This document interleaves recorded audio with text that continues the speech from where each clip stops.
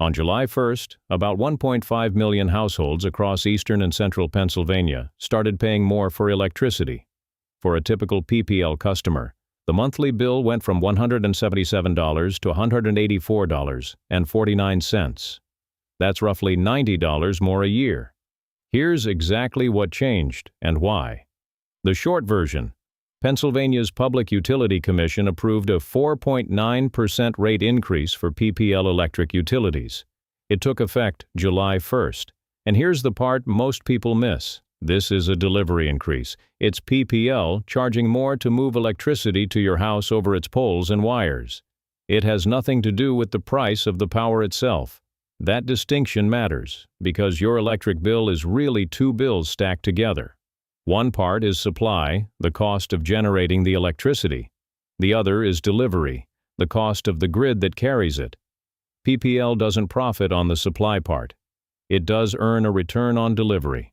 And delivery is exactly what just went up. Quick bit of context on how this happened. Back in early 2026, PPL asked the state for a much bigger raise. The company filed for a $356 million annual increase, which would have pushed the typical bill up about 7% to $189.40 a month. Regulators said no. After months of hearings, the Public Utility Commission approved a settlement worth $275 million instead. That's more than $80 million less than PPL wanted. It cut the typical increase from about $12 a month down to about $7.48. The vote was 5-0. Let me explain how that even works, because most people never see this process. When a utility wants more money, it can't just raise your rates. It files what's called a rate case with the state commission. The company lays out what it wants and why.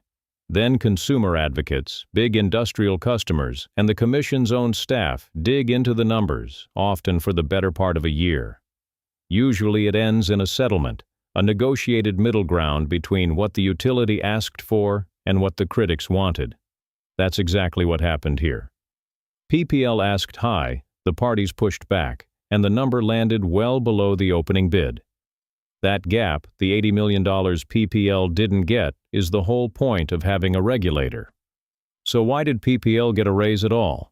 The company says the money goes toward grid reliability, faster storm recovery, customer service, and expanded help for low-income customers.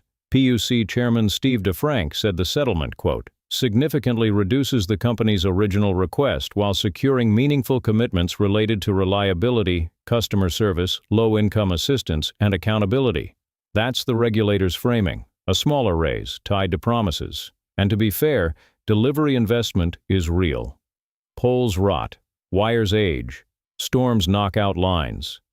Somebody pays to fix that, and that somebody is the ratepayer.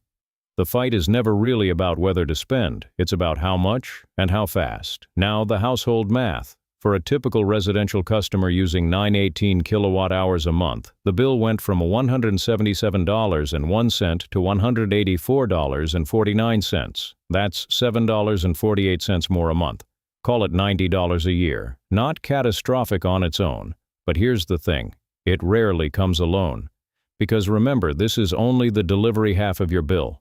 The supply half is moving too, and it's moving for a completely different reason. PPL sits inside PJM, the giant regional grid operator that runs the power market across 13 states. And PJM's capacity costs, the fees that guarantee enough power is available, have been climbing hard, driven largely by data center demand. We covered that in another video. The takeaway is simple. You now have two separate forces pushing on the same bill at the same time. Delivery, decided in Harrisburg. Supply, decided in a regional auction. Both going up, neither one canceling the other out. That's why so many Pennsylvania households feel like their bill keeps creeping higher no matter what they do. It's not one increase, it's layers. And this isn't only a Pennsylvania story. Delivery rates are climbing across the country for reasons that don't go away. The grid is old. A lot of it was built decades ago and is now being rebuilt at today's prices. Storms are hitting harder, which means more spending on hardening lines and restoring power. And utilities are wiring up to handle surging demand. Every one of those costs runs through the delivery charge. So when you see a delivery increase, you're usually looking at the physical grid getting more expensive to own and operate, not the electricity itself getting pricier. It's a slow structural climb, and PPL's 4.9% is one step in it. So what happens next? There's actually a piece of good news buried in this decision. As part of the settlement, PPL agreed to a 2-year rate stay-out. That means the company can't come back and ask for another base delivery increase until 2028. So the delivery half of your bill is locked, at least on the base rate, for 2 years. But, and this is the important but, the supply half is not locked. That part can still move every time PJM runs an auction or fuel costs shift. Your delivery charge is frozen, your supply charge is not. So even with this settlement in place, don't be surprised if your total bill still ticks up over the next year. That won't be PPL raising delivery rates. It'll be the market raising supply rates. Here's the practical takeaway. Pennsylvania has something called the PA Power Switch Program, run by the state, that lets you shop for your supply, the generation half of your bill, from competing suppliers. You can't shop your delivery charge. PPL owns the wires, and everyone pays PPL to use them. But you can shop supply. For some households, that's the one lever that actually moves. It's worth 10 minutes to check whether the default supply rate you're paying is competitive, because that's the half of the bill nobody locked down. To sum it all up, on July 1st, PPL's delivery rates went up 4.9%, adding about $90 a year to a typical bill. Regulators cut the increase by more than $80 million from what the company asked for.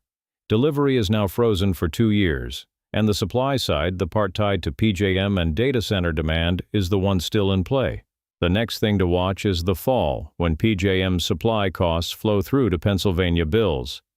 If that half climbs while delivery stays frozen, you'll see exactly how much of your rising bill is the grid and how much is the market. We'll be tracking it.